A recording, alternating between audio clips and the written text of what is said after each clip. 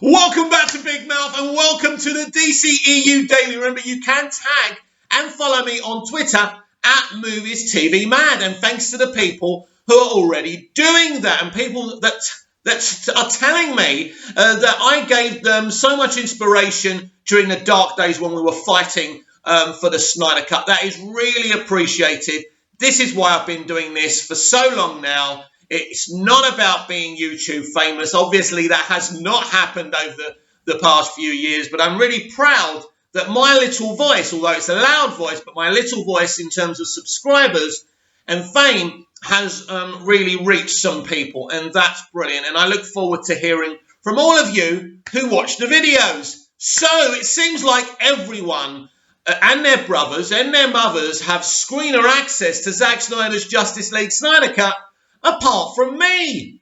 Everyone's going mad over on Twitter, and tomorrow there'll be, or Monday, or when, look, I don't know when you're seeing this video, it could be Monday already, but on Monday there will be premiere access for many fans to see this movie before the rest of us on Thursday. And so I just want to say this. I know it's difficult. I've been there before. I remember watching the first Aquaman movie before everybody else, and people asking me about it, trying not to give spoilers. It's difficult. And the simple fact is, through excitement, some people will leak spoilers. And I want you to know, I forgive you.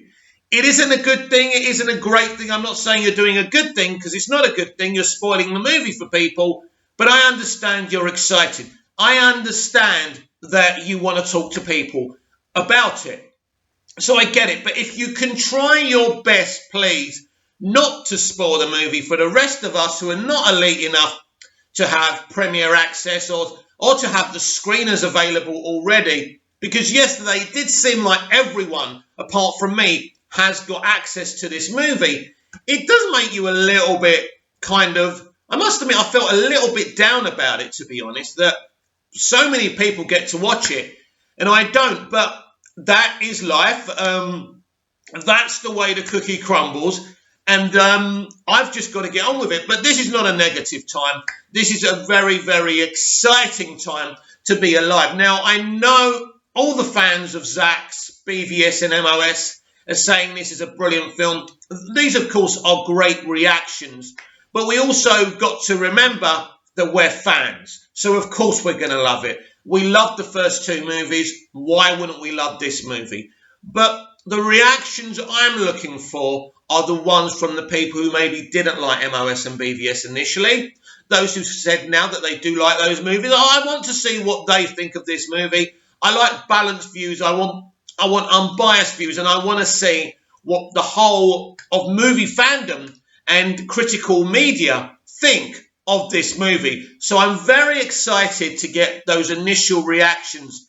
It seems, I don't know when, is it tomorrow or the day after when the media can come out with their initial reactions to this movie? I think that's going to be very exciting and very telling. So we're going to talk about the Batman now, because the Batman wrapped filming yesterday. Matt Reeves tweeted himself, and Molly Fesser of Screen Rant has been talking about this. Director Matt Reeves takes to Twitter to announce that the frequently delayed The Batman starring Robert Pattinson has officially wrapped filming. Matt Reeves' The Batman has officially wrapped filming. Written and directed by Reeves, The Batman sees Robert Pattinson stepping into the lead role. With a gritty new take on the masked vigilante, The Batman focuses on the detective aspect of Bruce Wayne Batman as he tries to solve a series of gruesome murders in Gotham City while facing familiar foes. The film is packed with iconic Batman characters, including the Riddler, Paul Dano, Selina Kyle, Catwoman Zoe Kravitz, Carmine Falcone, John Turturro, and unrecognisable Colin Farrell as Oswald Cobblepot, the Penguin. Though one of the most eagerly anticipated upcoming DC movies, The Batman has faced a long road to the big screen. Production on the Caped Crusader solo film began in January 2020, but only a portion of filming had been completed before production was shut down in March due to the coronavirus pandemic. Since then, the film faced multiple delays and restarts, one of which due to Pattinson reportedly testing positive for COVID-19. The movie then was then allowed to resume filming in the UK despite the strict national lockdown. Filming was expected to wrap up this month, and now it's been made official. Reeves took to Twitter Saturday, March the 13th, to announce that The Batman has officially wrapped filming. The tweet, which leads last day, includes a behind-the-scenes set photo of a clapperboard for the movie in a bin, along with what appears to be police evidence. The wrap on filming comes 1 year ahead of The Batman's release, which is still set for March the 4th, 2022. See the tweet in the space below. While details surrounding the film have been kept largely under wraps, The Batman is expected to be a darker take on the DC stories. Reeves has previously stated that most of the characters in the upcoming film will be versions of Batman villains that fans have never seen before, explaining that the characters will all be connected through a single mystery that Batman must solve. Reeves also emphasised the darker portrayals the actors will bring to the characters. Farrell's version of the Kingpin antagonist, the Penguin, will be more of an origin story than other iterations, not having fully emerged into his mob boss persona yet when he is introduced in the film. Meanwhile, Dano's Riddler is expected to be a very new take on the villain, less focused on gimmicky side of the character and more sinister. But he is still going to be dropping riddles. We know that much from the initial trailer, don't we? Reeves' official announcement has likely made Batman fans even more excited, for the upcoming blockbuster. While there's still a year to go before the movie hits theatres, at least there will be no more interruptions in filming to cause more delays in the film's release. With so much mystery and anticipation surrounding the film, it's good to see that filming has officially ended. Some of the bullshit online about this film, not that article, really good article by Molly, but some of the bullshit we've heard, and I mean, honestly, Robert Pattinson being difficult, Robert Pattinson getting a cast member pregnant, nonsense, utter nonsense. But why? One of the things you've got to understand is, and it's very similar to Henry Cavill as Superman, some Americans don't like when British actors are cast in traditional American roles. This is one of the things. Also, some of my fellow Snyderverse fans are very much against Robert Pattinson's Batman, because originally it was supposed to be Ben Affleck's Batman. We're still going to get that. I still believe that we're going to get Batfleck's original movie as well, especially with the fight to restore the Snyderverse, and I think I'm very positive about that. But Matt Reeves is one of the best writer-directors out there. Why would you not want to see this? As a DC and Batman fan, why wouldn't I support this? So what's interesting, though, after initially a couple of interruptions because of Robert having COVID-19 and just because I think the set was kind of spread out onto the set, since then it had a full kind of way through filming and they've done it. So now it's time for music, editing, a bit of CGI, but not much. You're not going to need much CGI for a Batman movie. Could this film release earlier than 2022? Interesting, because originally it was supposed to be set for this summer. So, unlikely that we get an earlier release, but one of the reasons I hear, and I believe there was an earlier release, is because Matt Reeves made it absolutely clear that he wanted a straight-to-theatre release. He didn't want it on HBO Max and in theatres. He wanted the pandemic to be over before it was released. So that's one of the things. Now, with California movie theatres opening now, LA movie theatres reopening now, things are getting back to normal. But still, it's going to be a way ahead. I doubt it will be released earlier, but anything's possible in this crazy kind of environment that we live in. Mostly, Reeves wants his film to be treated fairly in terms of box office. He doesn't want the box office hampered because of nature, because of a disease, a virus. He wants to see, he wants the film out there. And if it works, it works. If it doesn't, it doesn't. Of course, it's going to work. People love Matt Reeves. People love Batman. Just go back and see that original teaser trailer from DC Fandom. The mere voice that Pattinson puts on as Batman is fantastic. I think it's an amazing voice. I mean, I love what Affleck does with the voice and the other people who played Batman as well. But there's something extremely unique and special about this movie. You can feel it. You can feel that people are probably going to enjoy this. But as I say, there's a great love for Ben Affleck's Batman, and there's kind of this concerted campaign against Reeves' Batman. That's never been where I am. I love Ben Affleck. I love his Batman. Can't wait to see him in Zack Snyder's Justice League Snyder Cut. But I'm also extremely excited for Matt Reeves, the Batman. Bring it all on. All DC projects. Inject it in this vein and that vein. Please. Where are you at with all these multiple TV spots for Zack Snyder's Justice League Snyder Cut? I think they need to calm down on these TV spots, but obviously they're not. They want the normies to see that this film is different. It's something they should purchase and watch. And we got a really big spoiler, I think it's a big spoiler, in a TV spot yesterday when we saw Darkseid unleashing his Omega beams. This is a Screen Rant article by Cooper Hood. I have seen the TV spot.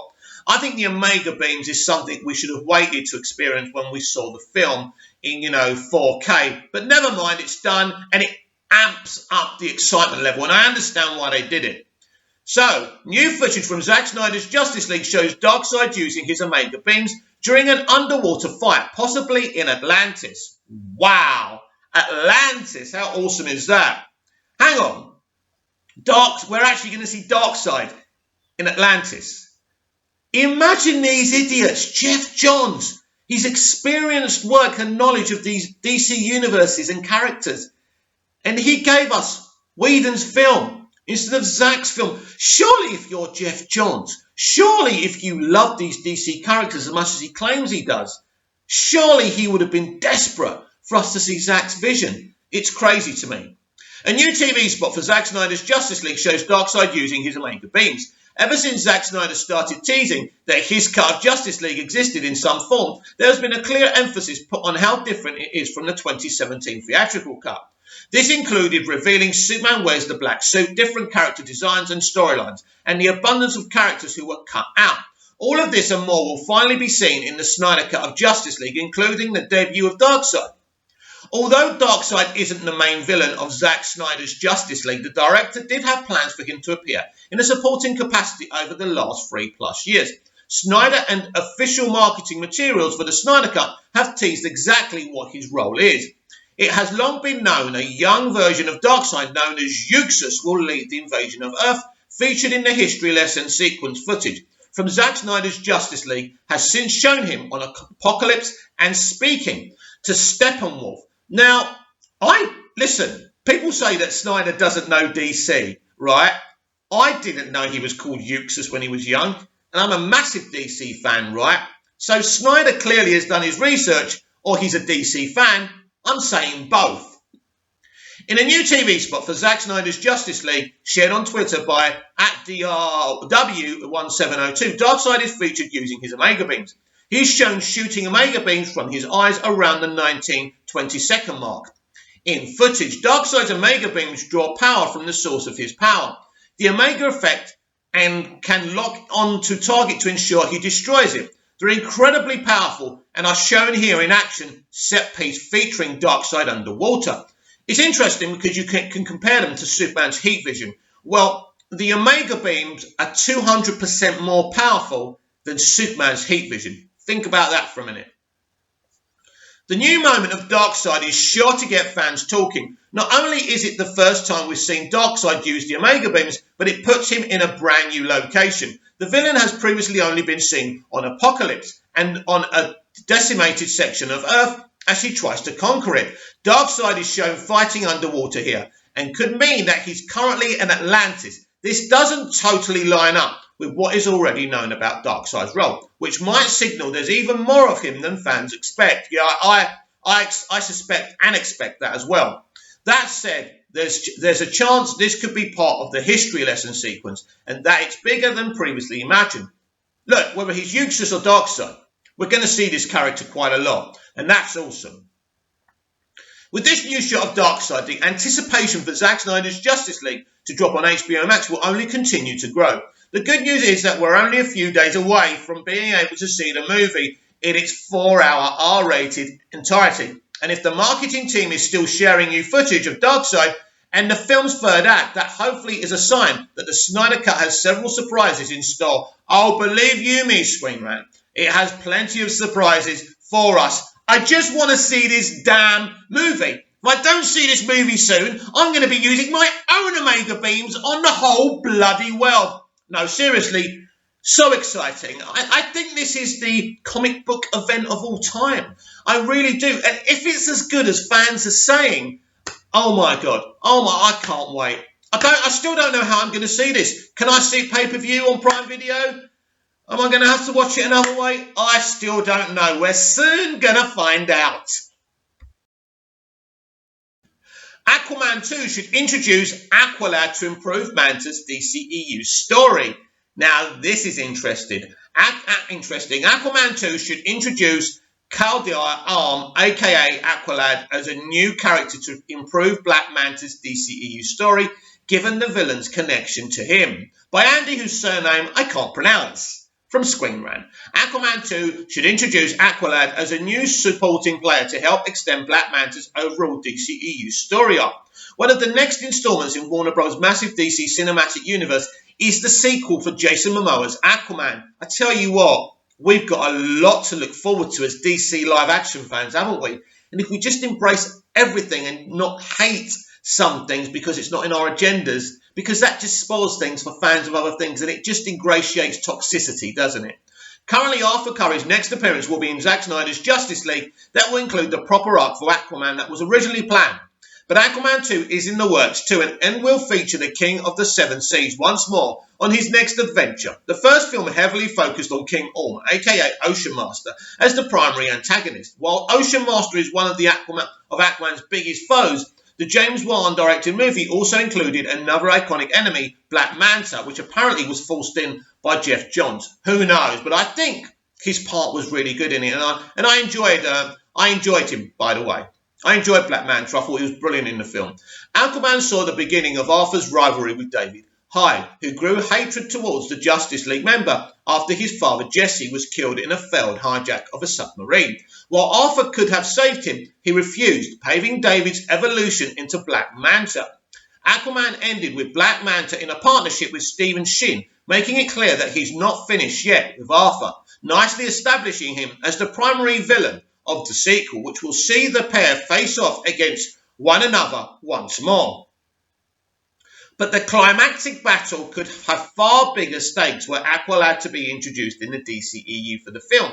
There are two iterations of the young hero, but the one that the DCEU would benefit the most with is Kaldai Arm, or Jackson Hyde, as he's also known. This Aqualad has been a huge fan favourite through his debut in Young Justice and will be a useful addition to the DCEU, not just for his popularity, but also because he's Black Manta's biological son, which added a complex twist due to Aqualad's relationship with both Aquaman and his own father.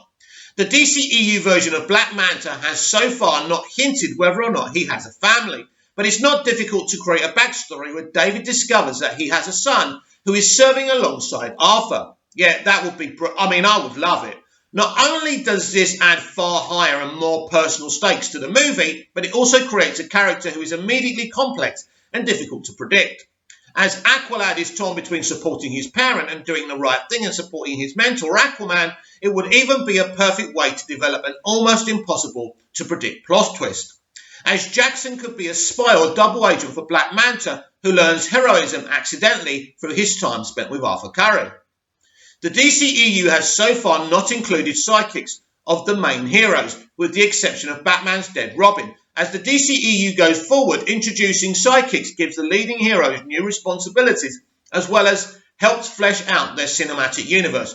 Not only is Aqualad a solid character to bring the teen hero concept into the DCEU, but it would add so much to Black Manta's development. There's a lot from the Aquaman mythology that is born to be told on screen, and Aquaman 2 will hopefully see Aqualad get his cinematic debut as the DCEU continues to build out its universe. Very, very exciting. Yes, I agree, Andy. I really, really do. I would love to see Aqualad in Aquaman 2. It would be awesome. The Young Justice version really, really did work, and one of the great things about Young Justice. So, yeah, I mean, I don't know if James Wan has any plans. I I think he and Will Bill are working on that together. Will Bill also actually co-wrote Zack Snyder's Justice League Snyder Cut as well, so that's interesting.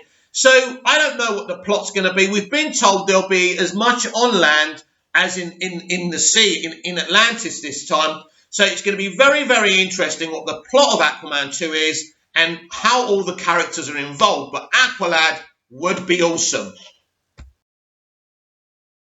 Drew Ross of Screen Rant makes a great point here. Justice League, the Snyder Cut, returns to BVS-style parademons. Zack Snyder's Justice League will bring back elements from BVS. One of these will be the different forms of parademons from the Nightmare sequence. In the theatrical cut of Justice League, almost all parademons look the same, but the Snyder Cut looks to be returning to the Batman v Superman depiction, where they were different shapes and sizes. Snyder's 4-hour version of Justice League will bring back many of the original concepts from BVS, and the Nightmare scenario will be one of the areas explored. This scenario is crucial to the role of the parademons because it was in that sequence where different types of parademons were shown. Parademons are a species of genetically modified beings altered using mother boxes. They feed on fear and are created from dead or captured enemies of Darkseid, Lord of Apocalypse. In Joss Whedon's Justice League, they were used by Darkseid's Herald Steppenwolf in the invasion of Earth. The combined forces of Amazons, Atlanteans, Old Gods, Green Lantern Corps and armies of human battled and forced them to retreat. When Steppenwolf returned and fought against the Justice League in the War for Earth, the parademons returned with him. Various forms of parademons were not explored in the Joss Whedon version, but they will be in the Snyder version. The change in the parademons comes down to Zack Snyder's cut of the film being vastly different from the 2017 Joss Whedon version. Whedon dropped many of the elements set up in Batman v Superman, but the Snyder Cut will have the chance to rectify a lot of these changes. The parademons fall into the category of changes that will be addressed. Their various forms have already been teased in the HBO Max official trailer, in the shot of Apocalypse, with Darkseid's introduction. The trailer scene features a whole field with parademons, with different types depicted in the crowd. These distinctions will probably resemble the various forms introduced in Snyder's BVS Nightmare scenes.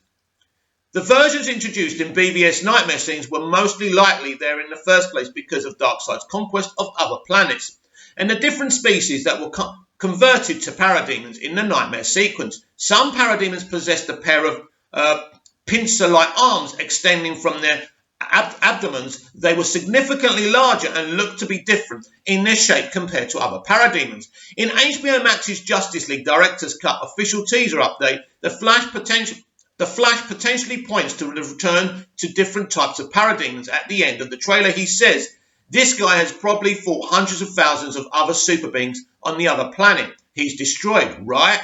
And we have to assume he's won." The quote could be a foreshadowing of different conquered species turned into parademons. Great point. In Zack Snyder's upcoming Justice League, the unanswered themes and storylines from Batman vs Superman Dawn of Justice have a chance to be redeemed. His creative control over the film means the parademons will likely have a closer resemblance to the different versions in his previous entry in the DCEU. The parademons will be one of many changes, and it should add more depth than the generic troopers in Whedon's version. The superheroes of the Justice League seem to have their hands full with various parademons, Steppenwolf and the Lord of them all, Darkseid. However, Batman has the perfect response in the teaser trailer. I don't care how many demons he's fought and how many hells. He's never fought us, not us united. I love that. Isn't that great? Well done, Terrio and Snyder and Will Bill. That's just a great line. I assume it's Chris Terrio. And it just shows, doesn't it, how in a rush they were to complete Justice League and just make them the same. And try and move away from Batman v Superman.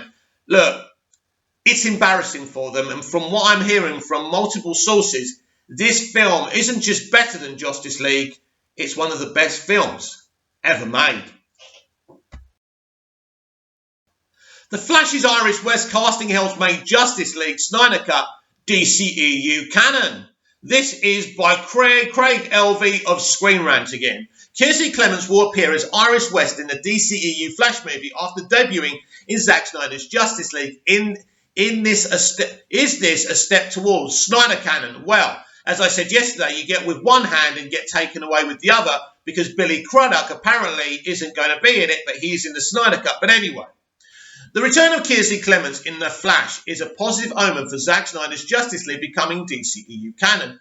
After 4 years of controversy, billboards and hashtags, the Snyder Cut will finally drop on HBO Max in a matter of days. It seems like that Zack Snyder's Justice League will sit separately from established DCEU canon, which still honours the 2017 theatrical cut at present.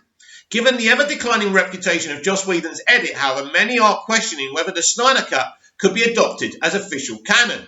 I think it should be. Whether it will or not, who knows? Should the film prove successful and see Zack Snyder's Justice League will end on a massive Darkseid cliffhanger, replacing the 2017 Justice League in DCEU canon could facilitate a continuation of Snyder's story. We certainly hope so, don't we?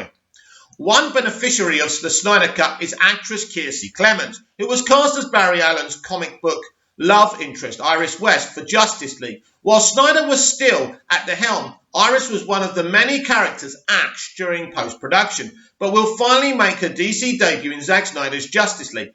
Reports now claim that Clemons has been cast as Iris in 2022's upcoming DCEU The Flash movie, starring alongside Ezra Miller, Ben Affleck and Michael Keaton. Clemons' return could be interpreted as a big step towards making the Snyder Cut canon. Since the actress has never officially appeared in the DCEU, The Flash could have easily recast Iris without disrupting franchise continuity. Instead, producers have chosen the actress who will make her bow in Zack Snyder's Justice League. Furthermore, Iris's return in The Flash draws a clear connecting line between the Snyder Cut and the main DCEU series. As seen in trailers, Zack Snyder's Justice League includes the first meeting of Barry and Iris, when the Speeder uses his powers to save her from a road accident before promptly running away. Barry and Iris will presumably be an established couple in The Flash, which means the 2022 DCEU movie is effectively continuing plot from the Snyder Cut. That's a great point, an exciting point. There's still a long way to go before Zack Snyder's Justice League is officially enshrined into canon. Perhaps Warner Brothers simply liked Clemons' audition and cutting her was purely a Whedon call. Or maybe there's a contractual situation that makes recasting the character tricky. There's also the worst case scenario in that The Flash will actually retell the first meeting of Barry and Iris differently to Snyder, thereby ruling Zack Snyder's Justice League out of canon forever. Nevertheless, the DCEU retaining Kiersey Clemons as Iris West is the clearest sign yet that Snyder's Justice League might have a role to play in future movies. I certainly hope so.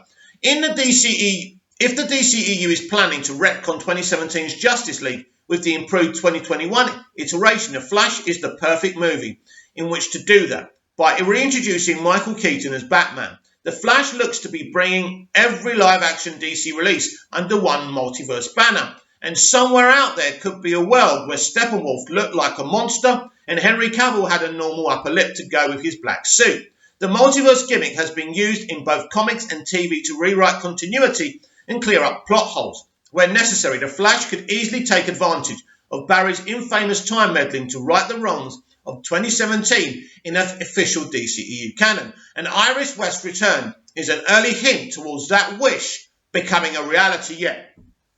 It seems the restoration of the Snyderverse is one of the things I think we're fighting for, and realistically we could have already restored the Snyderverse.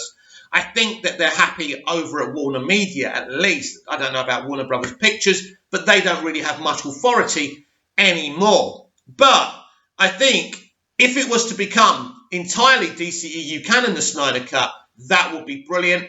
That would be amazing. And going forward, we can be really excited. And by the way, on Billy Crudup, still not convinced he's out the Flash, but we will see. Wonder Woman director rejected controversial Amazon's origin story. I'll read this and then I'll give you my take.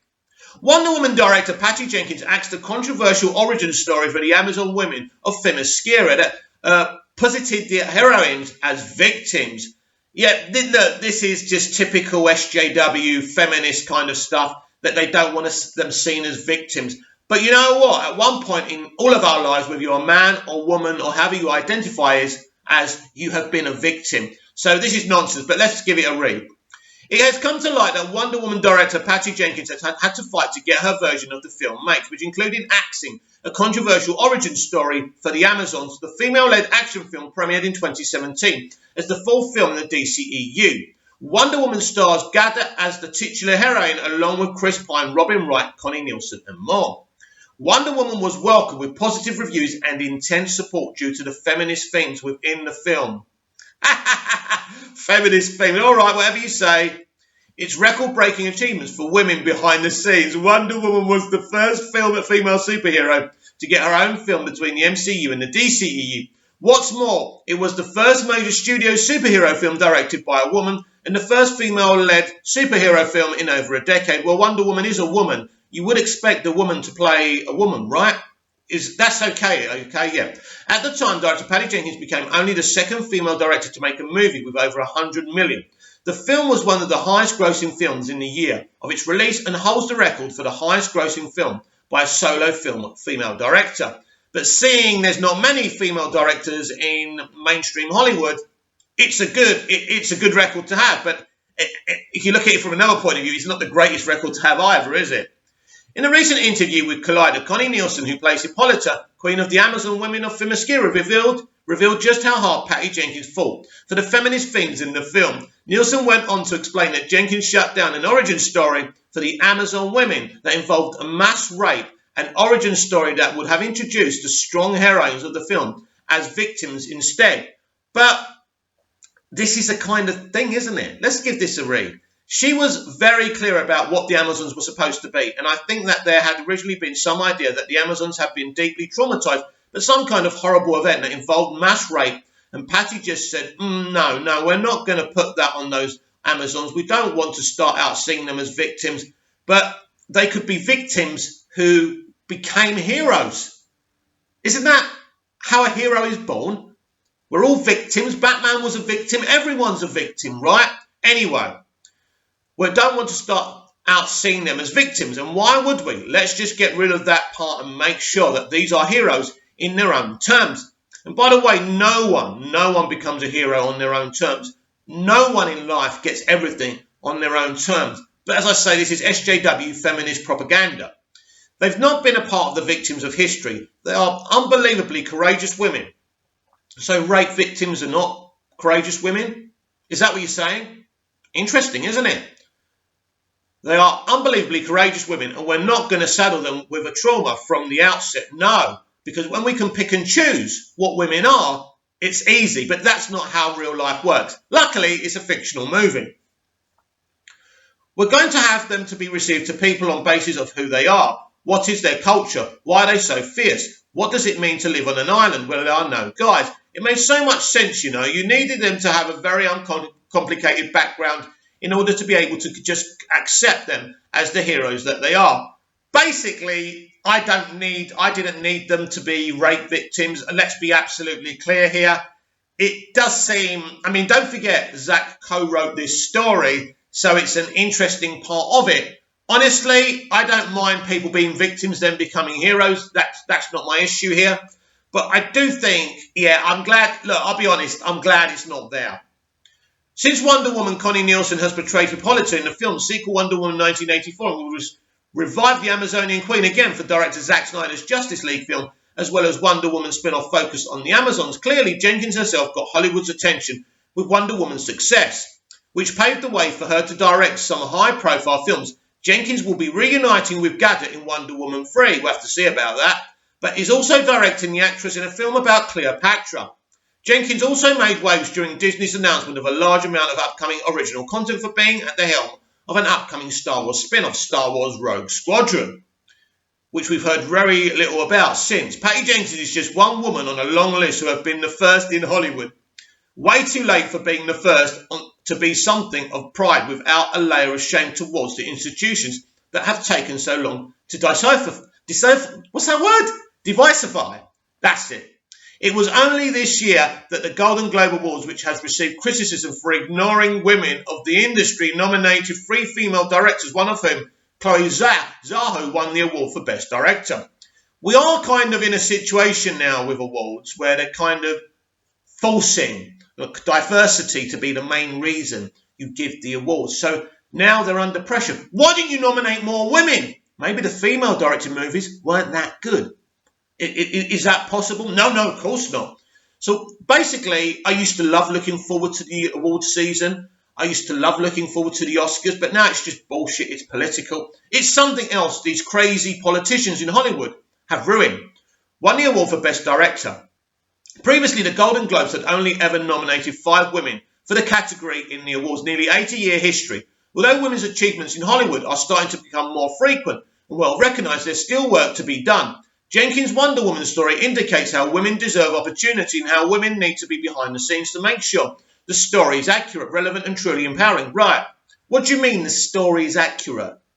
You understand that Themyscira isn't a real island and these people aren't real. You know they're fictional characters, right? So there's no accuracy here. Someone came up with the idea that they were originally raped. I think that's a bit too much if you ask me as well, and I'm glad she got rid of it. But then they don't mention Wonder Woman 84, do they? They don't mention the fact that Wonder Woman 84 was a calamity, that Wonder Woman 84 was ripped apart in reviews. They don't talk about the female director then. I like Patty Jenkins. She seems like a lovely woman. But let's be absolutely clear here. If you want to represent people, you've got to talk about them positively and negatively. All conversations have to have a balance. But when you're dealing with authoritarianism and a kind of situation that we're in here now, and the way the kind of speech is and how they talk, it's very, very troubling that they actually skip the conversation about Wonder Woman 84. And finally today, we're going over to Total Film. Why DC needs to stick with Zack Snyder after Justice League by Bradley Russell. First published 2 months ago, by the way, but I found this yesterday anyway. Justice League shouldn't be the end of Zack Snyder's relationship with Warner Brothers. There's no getting away from it. Zack Snyder is a polarizing figure, worshipped by a vocal section of the internet. His movies Batman v Superman, Man of Steel, 300, Watchmen have been met with a mixture of critical reception, often ending up with more ridiculed than revered. All it takes is a word, Martha, to seemingly reduce his whatever that says, to grid mark ashes. But beyond his director's cut of Justice League, Snyder shouldn't just be an option for DC's Brave New World. He should be essential to it. You know what? Every time someone mocks the Martha thing, we should have something over their head that says dumbass, because if you mock it, it means you ain't bright enough to understand it. In the wake of the New York Times report that suggested six movies a year would be released, revolving around everyone from Batgirl to Static Shock, there was also a mention of Snyder's prospects of a return to the DCEU. Namely, there was none. His Justice League project, set for a March release on HBO Max, was described as a cul-de-sac. But a cul-de-sac can be in its own universe. Just remember that. But it shouldn't be. It should instead be the first step in a new universe, despite Snyder saying he has no plans. Listen, it's not that he hasn't got any plans. That's not what he's saying. But anyway, it's just talk. Via comic book debate, to make any more DC movies, the cinematic universe which he helped create desperately needs continuation, not closure at this juncture. That's especially pronounced now that HBO Max is itching for a killer app that can consistently draw the eyes of new and current subscribers. Offering Snyder a sequel or an opportunity to carry forward his cast of characters, including Henry Cavill's Superman, is the best way to ensure a large section of those fans stay on board. More pressingly, it provides some sorely needed connective tissue, the same that helped propel Marvel Studios into the stratosphere with its finely tuned tapestry of overlapping comic book stories. I definitely feel that cohesive shared universes are very important now. I think they work and people are more receptive to them. After all, DC's slate is currently a scattergun approach. The Batman has no ties to the Suicide Squad, which has no ties to Shazam. The upcoming Flash movie will complicate things further by reintroducing Michael Keaton as the Caped Crusader with potentially multiple Batman and Jokers under the same umbrella. It could cause confusion with the general audience. Well, there's nothing to be confused about. It's quite simple, and you have to be really, really simple not to understand what's going on here. Anyway, the introduction of the multiverse, admittedly, is a neat move. Its primary purpose is to allow several individual stories to take place without the need for them to logically fit together. But the multiverse is also a disparate approach that requires each of DC's movies to start from the bottom at a time when they could be soaring. Reboots and origin stories instead of sequels that are far-reaching and world-building suddenly become the norm.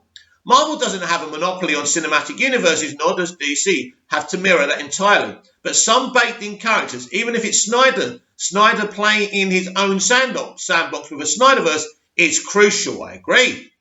It cannot be overstated how important it is that Snyder has already done the legwork in setting up his own universe. General audiences tire of reboots. Think the lukewarm response to The Amazing Spider-Man. Actually, that's a good point. Just a few years after Tobey Maguire was in the role of Peter Parker, and there are only so many times you can see the last son of Krypton fall into a field in Kansas. There's a reason why Aquaman made over $1 billion and Batman v Superman made close to $900 million, and it's because they were each the next chapter in characters and concepts brought to life by the divisive director.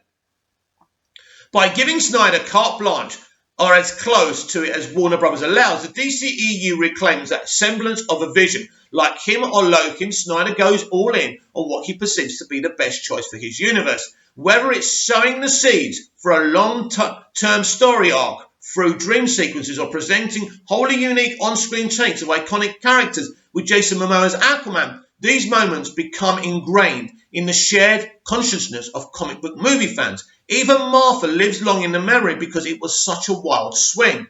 They may not always land, but they always make an impact. Put it this way, I'd rather watch a 5 out of 10 Snyder movie than a safe studio-approved cookie-cutter 7 out of 10 superhero movie. Well, Snyder's movies have never been 5 out of 10 to the people who have the intellect to appreciate them, by the way.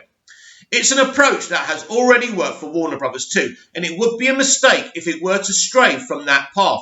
If Wonder Woman 1984 had been helmed by anyone other than Patty Jenkins, the director of the original movie, that franchise would look in jeopardy. Her presence, despite a mixed reaction, steadies the ship for the fast-tracked prequel in much the same way Snyder would act as the bridge between DC's past and present. More than anything, though, Snyder represents more than the director, more than DC's past, and more than Man of Steel, Batman v Superman, and Zack Snyder's Justice League. He has a unique tie to the fans. This cult of personality should be viewed as a positive one, with the studio among the rest of Hollywood, looking for a way to restore confidence in the movie-going experience in the coming years, whether at home or in cinemas. Ignoring the fans almost always hurts the bottom line in the long run. And whatever your opinion on his craft, Snyder gets people talking. That sort of buzz is sorely missing at present, agreed, but could help bolster DC's popularity, just as long as they allow him to re-enter and pass the threshold of the house that Snyder built. That's a pretty good, balanced article. Some people were screaming and shouting about it, but I think it's actually quite well balanced for everyone. Listen, we are waiting for the biggest event in movie history, perhaps. The way it's happened, the fight for it, everything. A 4-hour superhero movie. It could end up being the most profitable one. Now, I know a lot of money's been spent on this film, right? But I still think, when all's said and done, and if we get the Justice is Grey version, if we get versions in the fucking movie theatre as well as the subscribers they're going to gain on HBO Max, as well as the pay-per-view money they're going to make, as well as the money, Sky are paying them to show it, and all the other international media companies, this film could actually be the most successful financial beast of all time. Already we've seen Avatar take over Endgame financially, but for me, there's nothing to celebrate. Those are two very forgettable films, and I do love Infinity War, but Infinity War was an amazing film. But you can't do Infinity War, then do a damp squid like Endgame, which rips off Back to the Future 2. Outrageous as far as I'm concerned. And Avatar was a groundbreaking movie, and it's okay and it's solid. But for me, I forgot basically what happens in the film. It's not a memorable movie. It breaks technological ground, but apart from breaking the technological ground, and I can't even say the word properly today, it doesn't do anything else. This is where we are now. The movie industry now is a poison chalice. There's nothing firm anymore. Really, Snyder's movies are the only thing worth talking about. And when you're in that situation where you're only focused on what a $1 trillion company is going to make from you and the movies it's allowing you to watch and sell to you, we have a bit of a problem. It's an industry without variety, and it's an industry that's been taken over by politicians and is driving away its artists. And that is the core problem. Zack Snyder's Justice League Snyder Cut could end up being received really well and could be really, really profitable. It could not only be the most famous film of all time, but the most successful one. And I surely hope we're going to restore the Snyderverse and put Zack in a really, really powerful position to make his Snyderverse canon again. Please comment down below. Please like, share and subscribe. And I'll be back tomorrow with even more DCEU Daily. See you again soon.